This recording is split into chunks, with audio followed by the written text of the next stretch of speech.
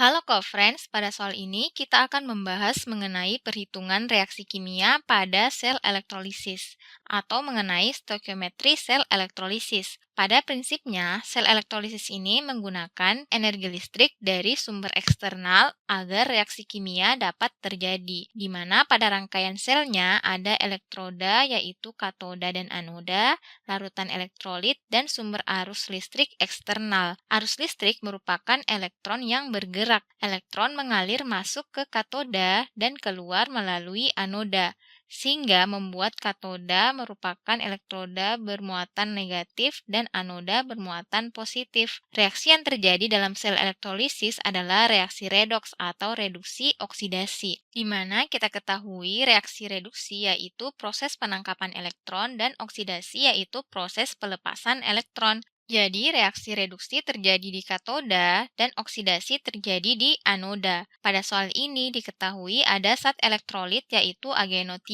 Karena elektrolit berarti dalam larutannya zat ini dapat terionisasi menjadi Ag+ ditambah NO3-. Nah, ion-ionnya ini akan tertarik ke elektroda yang muatannya berlawanan. Berarti Ag+ akan tertarik ke katoda dan NO3- akan tertarik ke anoda. Sekarang untuk reaksi redoks di katoda dan anoda itu ada aturan-aturan yang harus diperhatikan. Pada katoda, reaksi reduksi bergantung pada potensial reduksi jenis kation dan air, di mana karena pada larutan terdapat air, maka ion-ion positif pada zat elektrolit akan bersaing dengan air untuk mengalami reduksi. Jika ion positifnya adalah logam golongan 1A, 2A, Al, dan Mn, maka tidak akan mengalami reaksi reduksi di katoda, tetapi yang mengalami reduksi adalah air, karena nilai potensial reduksi logam-logam ini lebih kecil dibandingkan air, sehingga air lebih mudah untuk tereduksi. Tetapi karena di sini ion positifnya adalah logam Ag atau perak, di mana Ag itu tidak termasuk ke dalam logam golongan 1A maupun 2A, maka Ag ini dapat mengalami reduksi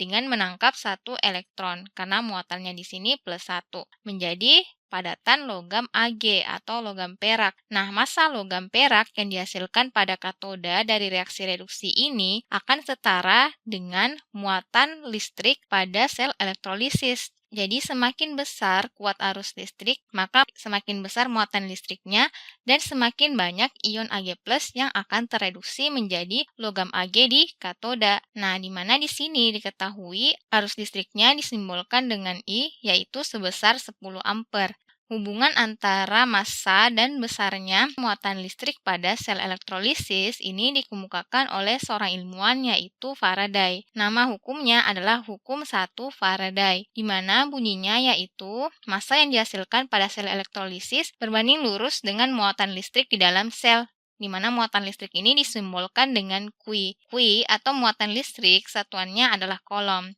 Q adalah hasil kali antara kuat arus listrik atau I dikali dengan waktu elektrolisis atau T dalam satuan detik, I dalam satuan ampere. Nah, karena muatan listrik berbanding lurus dengan massa, berarti kita harus mencari nilai Q-nya dulu. Jadi muatan listrik pada elektrolisis AgNO3 sama dengan arusnya yaitu 10 ampere dikali dengan waktu elektrolisisnya yaitu 965 detik. Hasilnya sama dengan 9650 kolom.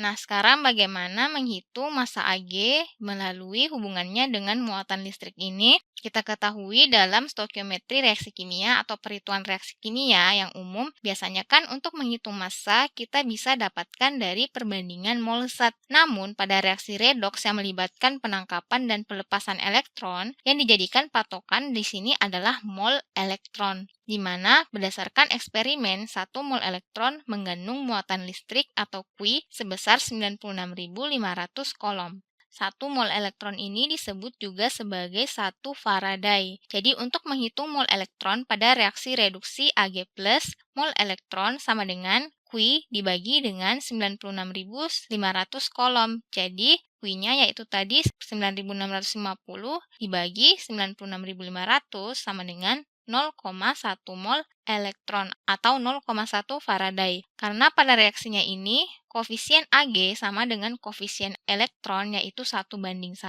maka mol elektron sama dengan mol Ag yaitu 0,1 mol. Kita ingat rumus mol, yaitu sama dengan massa per AR. Berarti untuk mencari massa AG sama dengan mol AG dikali AR AG, sama dengan 0,1 mol dikali AR-nya yaitu 108, hasilnya massa AG yaitu 10,8 gram. Jadi jawaban yang tepat adalah C. Sampai jumpa pada soal berikutnya.